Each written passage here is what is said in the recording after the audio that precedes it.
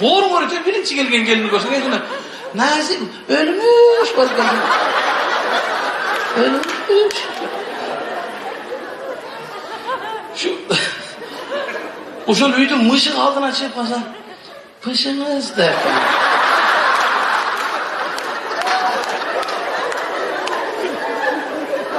İdi şu vakandan altına gelip koysa pış bir de konuşuyor.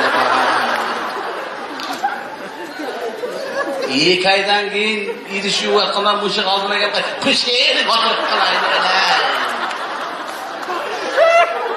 Mışık 3,5 metre götürüp var aylar var. Ömür olmuştan anda ümün çıkamadı. Dayan kalat önçül böyle beçara mışıklar. Oşol üydün mışık, oşol gelinge karab yaşap kaladı oşol üydü. Beçara mışık dualıklarına çıkıyor, gelin de karab bütün. Gelin